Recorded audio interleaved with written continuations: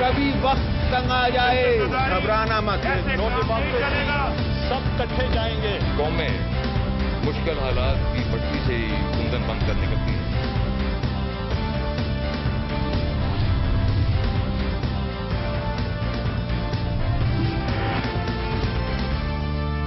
दिन भर की अहम तरीन खबरों, तबसरों और तज्जियों के साथ आप देख रहे हैं प्रोग्राम आज कामरान खान के साथ। अस्सलाम वालेकुम। प्रोग्राम आज कामरान खान के साथ मैं हूं मसूद रजा। नाजरीन, कामरान साहब निजी मसरूफियत की वजह से आज इस प्रोग्राम की मेज़बानी नहीं कर रहे, लिहाजा इस प्रोग्राम की मेज़बानी के फ़राइज़ मुझ पर हैं। प्रोग्राम का आगाज़ सबसे पहले करते हैं पाकिस्तान और भारत के दरमियान एक देरीना तनाज़ा सियाचिन का मसला। पाकिस्तान हो या भारत, चाहे इनकी अस्करी क़यादत हो या सियासी क़यादत, हर जगह ये सोच पाई जाती है कि सियाचिन जैसे मुश्किल और दुनिया के बुलंद तरीन महाज को दरअसल गैर फौजी इलाका होना चाहिए, जहां इंसानी जानें दुश्मन की गोलियों से कम और बेरहम मौसम की सख्तियों से ज़्यादा लुक़्मा-ए अजल बन रही हैं। और यकीनन यही वजह है कि इस इलाके से फ़ौज के इनखिला पर मुस्बत बयानात और इन पर बयानात पर जवाबी रद्द अमल अब सामने आ रहा है। गुज़िश्ता रोज़ chief of army staff general Ashfaq Parvez Kayani ने मुख्तलिफ सियासी कायदीन की जानिब से सियाचिन से पाकिस्तानी फ़ौज और भारतीय फ़ौज की वापसी की तजवीज़ की हिमायत की और कहा कि सियाचिन का सख्त मुहाज से जहां पर फ़ौजों का इनखिला होना चाहिए, लेकिन इसके साथ साथ उन्होंने वाज़ेह किया कि पाकिस्तानी मौक़िफ़ को हरगिज़ कमज़ोरी ना समझा जाए और दुनिया को खबर है कि पाकिस्तान सियाचिन में क्यों बैठा है। जनरल कियानी के मुताबिक सियाचिन में खर्च होने वाले फंड्स को आवाम की फलाह व बहबूद के लिए बरूए कार लाना चाहिए। सर, हम चाहेंगे कि ये इशू रिजॉल्व हो और होना चाहिए रिजॉल्व। और भाई ये सख्त मिशन है हमारे लिए भी और उनके लिए भी, इसकी अपनी कॉस्ट है उसके लिए। लेकिन इस तरह जब हादसा हो जाए तो उस वक्त फिर कॉस्ट की या कीमत की बात नहीं की जाती। ये तो ज़ाहिर है इनकी ड्यूटी थी, ये लोग अपनी ड्यूटी से यहाँ पे थे। तो क्वेश्चन इज़ नॉट कि यहाँ पे लोग क्यों थे और यहाँ पे छोड़ नहीं जा सकते। तो कोई रेजोल्यूशन होगा, हम चाहेंगे कि रेजोल्यूशन होना चाहिए सियाचिन को, बाकी इशूज़ हमको भी रेजोल्यूशन होना चाहिए, सब इशूज़ रिजॉल्व हों और पीसफुल को एग्जिस्टेंस बड़ी ज़रूरी है दोनों मुल्कों के लिए, इसमें कोई शक नहीं है उसके लिए। दूसरी तरफ भारतीय सेक्रेटरी दिफा पल्लम राजू ने सियाचिन के तनाज़े के हल के लिए जनरल कियानी के बयान का खैर मकदम करते हुए कहा कि सियाचिन जैसी जगहों पर फौज की तैनाती मुश्किल अमल है और इस पर खर्च की जाने वाली रकम तरक्याती कामों के लिए इस्तेमाल की जा सकती है। भारतीय सेक्रेटरी दिफा के मुताबिक उन्हें खुशी है कि पाकिस्तान को भी चैलेंजेस का यकीन हो रहा है और माशी एतबार से सियाचिन ग्लेशियर पर फौजियों को बरकरार रखने में मसाइल का एहसास हो रहा है। पल्लम राजू ने मजीद कहा कि पाकिस्तान की अपनी तशवीश है और उनकी अपनी फिक्रें हैं, लेकिन इससे माशी सतह पर नुकसान तो है और इन इखराजात को दोनों मुल्कों में तरक्याती कामों के लिए बेहतर तौर पर इस्तेमाल किया जा सकता है। I am glad that our neighboring country Pakistan is also realizing the challenges of and the economic economic problems of maintaining troops on the Siachen Glacier. They have their concerns, we have our concerns, but it does definitely take an economic toll. This money can be better spent on the development of both countries. अलबत्ता दफ्तर खारजा के नए तर्जुमान मौज़म खान ने वाज़ेह किया है कि सियाचिन पर Pakistani position और पॉलिसी कायम है और सियाचिन पर पाक भारत मुज़ाकरात का जो अमल जारी है इसमें फौजों की तैनाती का मामला भी शामिल होता है। एक अंदाजे के मुताबिक सियाचिन में पाकिस्तान सालाना $6 करोड़ जबकि भारत $20 करोड़ खर्च करता है। इस कदर भारी अखराजात के बावजूद सियाचिन में पिछले 8 सालों में एक भी गोली नहीं चली और दोनों फौजों की झड़पों में चंद दर्जन फौजी हलाक हुए जबकि ज्यादातर बेरहम मौसम की नजर हो गए। दुनिया के बुलंद तरीन मैदान जंग में 1984 से अब तक दोनों अफवाज के 8000 फौजी मौसम की सख्तियों की वजह से हलाक हो चुके हैं। ये वो बेरहम इलाका है जहां सर्दियों में दर्जा हरारत -50 डिग्री सेंटीग्रेड की खौफनाक हद तक गिर जाता है, इलाके में ऑक्सीजन ना होने के बराबर होती है और खाना पकाने के लिए भी आग नहीं जलाई जा सकती। जबकि दूसरी तरफ अफवाज की भारी मौजूदगी और इनकी कार्रवाइयों की वजह से ग्लेशियर पिघलने का अमल भी तेज हो गया है, जिसका इशारा जनरल कियानी ने भी किया। पाकिस्तान और भारत अब सियाचिन मामले पर कितनी लचक का मुजाहरा कर सकते हैं और क्या वाकई भारत में इस इलाके से फौजी इनखला के लिए कोई सोच मौजूद है? भारत चाहता है कि इनखला होना चाहिए? इस पर बात करने के लिए हमारे साथ मौजूद हैं lieutenant general retired Talat Masood. General साहब, आपका बहुत शुक्रिया हमें ज्वाइन करने का। ये बताएं कि क्या अब भारत भी इस बात पर सोच विचार कर रहा है, पाकिस्तान की तरफ से जिस तरह के बयानात आ रहे हैं, भारत की तरफ से जैसे बयानात आ रहे हैं, कि ये इलाका वाकई गैर फौजी इलाका होना चाहिए? देखिए, हो तो बहुत कुछ सकता है, यानी इसका सियाचिन का मामला जो है वो हल हो सकता है बहुत हद तक, अगर इंडिया वाकई में लचक दिखाए। और पाकिस्तान ने तो आपको पता है कई दफ़ा ये कह चुका है, और 1989 में भी ये मामला तकरीबन ये मुआहदा हो ही गया था। तो अब देखना ये है कि जो इंडिया की ख़ास तौर से अस्करी क़यादत जो थी इस मामले को अपोज़ कर रही थी, क्या अब वो लचक दिखाएगी और इस पर राज़ी होगी, और जो दोनों ममालिक के मौक़िफ़ हैं उनमें दोनों में लचक आ सकती है या नहीं। तो मैं समझता हूँ कि अब ये बहुत अच्छा मौका है, इसलिए कि जो जनरल कियानी का बयान था वो बड़ा मुस्बत बयान था, और आपको इल्म है कि इंडिया में ये सोच है कि असल जो पॉलिसीज़ बनती हैं चाहे वो गलत हों या सही, उनको ये ख्याल था कि अस्करी क़यादत का उसमें बहुत वज़न होता है। तो ना अब अस्करी क़यादत ख़ुद भी ये जब ये कह रही है कि हम इंडिया से अच्छे रिश्ते चाहते हैं, सियाचिन के मामले को भी हम रिज़ॉल्व करना चाहते हैं, तो ये एक बहुत अच्छा मौका मिला है। और ख़ास तौर से जबकि इंडिया और पाकिस्तान में पहले से ही पेशरफ्त हो रही है ट्रेड और इकनॉमिक लिंकेजेस बढ़ाने की, तो मैं ये समझता हूँ कि इस मौके को हाथ से नहीं जाने देना चाहिए। लेकिन इसमें सियासी अज़्म की ज़रूरत है, और ये जो बातचीत हो उसमें ठोस तरीक़े से इस मामले को हल किया जाए। इस इलाके के बारे में बताइए कि इस इलाके में दोनों को अपनी फौजी पोजीशंस अगर बरकरार रखनी हो तो इसकी कितनी ज़रूरत है? कि इसमें अगर दोनों ममालिक इस पर रजामंद हो जाएं कि जो इस वक्त वो पोजीशंस उन्होंने ली हुई हैं वो वहाँ से नीचे आ जाएंगे, और दोनों उस पर आमादगी ज़ाहिर करें कि किस पोजीशंस पर दोनों जो हैं नीचे आएंगे, और उसके बाद फिर उसको रिकॉर्ड किया जाए और कहा जाए कि जब तक कश्मीर का मामला पूरी तौर से हल नहीं होता उस वक्त तक हम यही पोजीशंस जो हैं इन पर रहेंगे, और ये जो इलाका हम खाली कर रहे हैं ये नो मैन्स लैंड होगा, और इसको आप चाहे नो वॉर जोन कहें या पीस पार्क कहें। और इसमें जो ख़राबियाँ आपने देखा, एक तो अखराजात इतने ज़्यादा थे जिसका आपने ज़िक्र किया, उसके बाद माहौल जिस तरीक़े से ख़राब होता है इसकी भी बहुत अहमियत है, चूँकि ये ग्लेशियर्स जो हैं हमारी ज़िंदगी हैं एक तरीक़े से, इसलिए कि इनके पिघलने से ही और इनके वहाँ होने से ये दरियाएँ जो हैं इनमें पानी आता है। और दूसरे ये है कि दोनों ममालिक के लीडरों ने इस वक्त इजहार किया है कि सियाचिन पर जो पैसा खर्च होता है वो फलाही कामों पर दोनों ममालिक के खर्च हो तो ये बहुत बेहतर होगा। तो देखिए किस तरीके से ये आगे बढ़ता है, ये बहुत हद तक इंडिया की क़यादत पर मबनी है, चूँकि अस्करी क़यादत इंडिया की हमेशा वीटो करती रही है। कुछ अरसे से सियाचिन के मामले को हल जब होना नज़दीक आता था तो उनकी अस्करी क़यादत जो है वो वीटो करती थी। अब देखना ये है कि क्या वो भी लचक दिखाएंगे या नहीं। जी, लचक की आपने बात की, ऐसे कौन से मामलात हैं जहां पर पाकिस्तान लचक का मुजाहरा कर सकता है और इन हालात में भारत की तरफ से क्या जवाब में मिल सकता है? देखिए, भारत तो ये कहता है कि आप जो इस वक्त पोजीशंस हैं और इंडिया जो पोजीशन पर काबिज़ है या कायम है, और जो पाकिस्तान जिस पर है इस वक्त पोजीशन है पाकिस्तान की,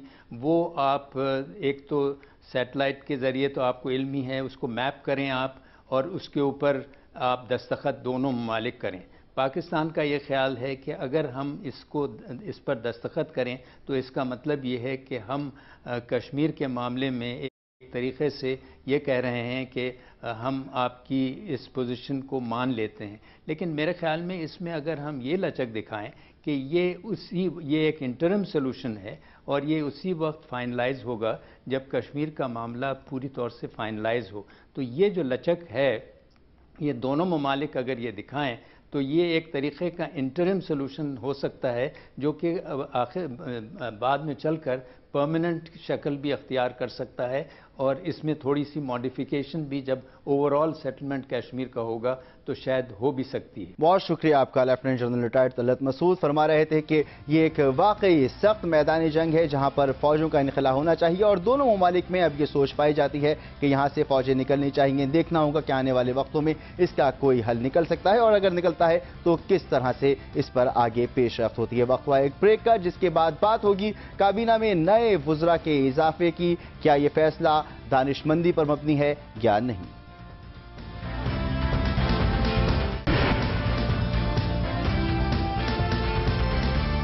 ایک بار پھر خوش آمدید، اور اب بات کابینہ میں 15 نئے وزراء کے اضافے کی۔ یہ اضافہ سیاسی طور پر کتنا سود مند یا کتنا نقصان دہ رہے گا یہ تو آنے والا وقت بتائے گا، لیکن حکومت کا یہ فیصلہ قومی خزانے پر اضافی بوجھ کا ذریعہ ضرور بن گیا ہے۔ دوسری طرف اتحادیوں کی اس حکومت میں اگرچہ کلیدی عہدے پاکستان پیپلز پارٹی کے پاس ہیں، لیکن اب نئے غیر ضروری عہدے بھی پاکستان پیپلز پارٹی کے وزراء کی جھولیوں میں ڈال دیے گئے ہیں۔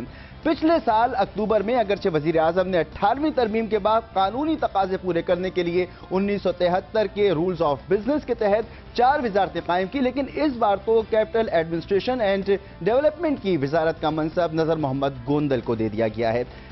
سب سے اہم تبدیلی وزارت اطلاعات و نشریات میں کی گئی، جس میں قمر زمان کائرہ کو ایک بار پھر وزارت سونپ دی گئی ہے۔ وزارت اطلاعات سے فارغ ڈاکٹر فردوس عاشقاوان اب بن گئی ہیں وزیر برائے نیشنل ریگولیشنز اینڈ سروسز، جبکہ سابق وزیر پانی و بجلی راجہ پرویز اشرف کو انفارمیشن ٹیکنالوجی کا قلمدان عطا کر دیا گیا ہے۔ مولا بخش چانڈیو کو بھی بالآخر سیاسی امور کا وزیر بنا دیا گیا، جبکہ رانا فاروق سعید ماحولیاتی تبدیلی کے وزیر ہوں گے۔ قمر زمان کائرہ کی طرح وزیر مملکت سمسام بخاری کو بھی وزارت اطلاعات میں واپس بھیج دیا گیا، جبکہ ملک عماد خان کو بھی ایک بار پھر خارجہ امور کا وزیر مملکت بنا دیا گیا ہے۔ پاکستان پیپلز پارٹی پنجاب کے اہم رہنما وزیر مملکت امتیاز صفدر بڑائچ کو رحمان ملک کے ماتحت کر دیا گیا، جبکہ Moazzam Ali Jatoi national food security and research اور تسنیم احمد قریشی وزارت پانی و بجلی کے وزرائے مملکت ہوں گے۔ ملک عظمت خان بین الصوبائی رابطہ، Raheela Baloch science and technology, دوست محمد مزاری مواصلات، سردار سلیم حیدر دفاع اور عباس آفریدی تجارت کے وزیر مملکت ہوں گے۔ ان 15 نئے وزارتوں میں سے 14 کا تعلق پاکستان پیپلز پارٹی سے ہے، اور یہ اس ملک میں کیا گیا جس پر قرضوں کے بوجھ میں پچھلے 4 سالوں کے دوران 49 کھرب روپے کا اضافہ ہوا۔ حال یہ ہے کہ مرکزی بینک اور آئی ایم ایف کی جانب سے حکومتی قرضوں میں بے انتہا اضافے پر تشویش کا اظہار کیا گیا، لیکن اس تشویش کو بھی نظر انداز کر کے حکومت کی جانب سے کمرشل بینکوں سے بھی قرضے لینے کا عمل جاری ہے۔ اس سے ہوتا یہ ہے کہ کمرشل بینکس مرکزی بینک سے قرضے لے کر حکومتی بلوں میں سرمایہ کاری کرتے ہیں، جس سے حکومت میں قرضوں کا بوجھ بڑھ رہا ہے۔ حکومت پاکستان کا اپنا مرکزی بینک اعلان کر چکا ہے کہ تمام معاشی مسائل کی بنیادی وجہ پور گورننس ہے، اور مؤثر حکومتی پالیسیوں کے بغیر معاشی حکمت عملی کامیاب نہیں ہو سکتی۔ محتاط اندازوں کے مطابق بجٹ میں ہر وفاقی وزیر کے یومیہ اخراجات کے لیے 1 لاکھ روپے مختص کیے جاتے ہیں، یعنی ایک وزیر پر قومی خزانے کے سالانہ تقریباً 3 کروڑ 65 لاکھ روپے خرچ ہوتے ہیں۔ اس کا مطلب یہ ہے کہ 60 سے زائد وزراء پر مشتمل نئی کابینہ پر غریب پاکستانی عوام 2.25 ارب روپے کے اخراجات برداشت کریں گے۔ اگر دنیا کی دیگر جمہوریتوں پر نظر ڈالی جائے تو پاکستان کے مقابلے میں امریکہ میں 15، فرانس 21، جبکہ برطانیہ میں 22 وزارتیں امور مملکت چلاتی ہیں۔ اس صورتحال پر تجزیے کے لیے ہمارے ساتھ موجود ہیں سینئر تجزیہ کار جناب فاروق سلیم۔ فاروق سلیم صاحب، یہ فرمائیے گا کہ نئے وزراء کا اضافے کا جو فیصلہ کیا گیا ہے کابینہ میں، یہ موجودہ معاشی صورتحال میں کتنا دانش مندانہ فیصلہ ہے؟ مسعود صاحب، آپ غور کیجئے کہ جو پچھلے سال بجٹ اناؤنس کیا گیا تھا اس میں وزارت خزانہ نے خود سے یہ تخمینہ لگایا تھا کہ 1 کھرب روپے کا بجٹری خسارہ ہوگا، یعنی کہ حکومت کی آمدن اور حکومت کے اخراجات میں 1 کھرب روپے کا نقصان ہوگا۔ ابھی مئی کا مہینہ شروع نہیں ہوا ہے اور خبر یہ آئی ہے کہ حکومت پاکستان نے 1 کھرب روپیہ آلریڈی پاکستان کے بینکوں سے ادھار لے لیا ہے اپنے اخراجات پورے کرنے کے لیے۔ پچھلے سال کے بجٹ میں یہ بھی لکھا گیا تھا کہ 450 ارب روپیہ فوراً امداد ملے ही हम भीख मांगेंगे बाहर के ममालिक से अपने अखराजात पूरा करने के लिए। 3G का लाइसेंस ऑक्शन होना था इस साल, वो नहीं हो पाया। रिपोर्ट्स ये आ रही हैं कि PTCL के जो वाजबात वसूल होने थे $800 मिलियन के, वो भी नहीं आ रहे। अब रिपोर्ट्स ये आने लगी हैं कि वर्ल्ड बैंक वाले कह रहे हैं कि पाकिस्तान की देही आबादी में 50% लोग ऐसे हैं जिनको फूड इनसिक्योरिटी का शिकार हो चुके हैं। उसका मतलब ये है कि 50% देही आबादी को अगर दोपहर का खाना मिल रहा है तो उनको ये मालूम नहीं है कि उनको रात का खाना मिलेगा, और अगर मिलेगा तो कहां से आएगा। और यही फूड इनसिक्योरिटी शहरी इलाकों में 40% तक पहुंच चुकी है। यानी कि 9 से 10 करोड़ पाकिस्तानी इस वक्त ऐसे हैं जो फूड इनसिक्योरिटी का शिकार हैं। अब ऐसे इकोनॉमिक हालात में हम देखते हैं कि हुकूमत जो है, जबकि सारी मिनिस्ट्रीज जो है बड़ी वाली उसको डिवॉल्व कर चुकी है, सूबों को दे चुकी है, उसके बावजूद आप देखते हैं कि दर्जन भर और नए वजीर आए हैं, और बल्कि 4 या 5 दर्जन वज़रा पहले से हमारे पास काबिनेट थे। तो इसका कोई जवाब नहीं है जब हर 3 पाकिस्तानियों में से 2 पाकिस्तानी ऐसे हैं जो $2 या उससे कम में रह रहे हैं। तो यहाँ पे आप वज़रा ला रहे हैं जिनका इतना बड़ा बोझ दोबारा से हमारे कौमी जी 18 करोड़ की आबादी में से 9 या 10 करोड़ लोग ऐसे हैं जो फूड इनसिक्योरिटी का शिकार हैं। ऐसे मुल्क में ये वज़रा की फौज सफर मौत जो है, इस पर कितना खर्चा मजीद आवाम पर इसका बोझ पड़ेगा? जो खर्चा इस पर आएगा, आवाम मजीद कितना इसे बर्दाश्त करेंगे? एक वजीर जो नया आता है उसका लगभग जो बोझ पड़ता है कौमी खजाने में वो 1 लाख रुपया यौमिया है। अगर आप 10 वज़रा नए लाते हैं तो यौमिया 10 लाख रुपया इजाफी बोझ पड़ता है कौमी खजाने के ऊपर। इसका मतलब ये है कि माहाना 3 करोड़ रुपया इजाफी खर्चा होगा वज़रा के ऊपर अगर आप 10 वज़रा नए लाते हैं। अगर आप अखराजात का एक रिव्यू देखें तो पिछले 3 सालों में जो हमारा हुक्मरान ढांचा है इस्लामाबाद में, उसका खर्चा जिस तेजी से बढ़ा है, अगर प्रेसिडेंट हाउस का खर्चा आप देखिए तो 2008 में 10 लाख रुपया यौमिया था, 2009 में वो बढ़ के 11 लाख हुआ, 2010 में 12 लाख, और पिछले साल के बजट में 14 लाख रुपया यौमिया सिर्फ प्रेसिडेंट हाउस को एलोकेट किया गया है। सबसे तेजी से जो खर्चा बढ़ा है वो प्राइम मिनिस्टर सेक्रेटेरिएट का बढ़ा है।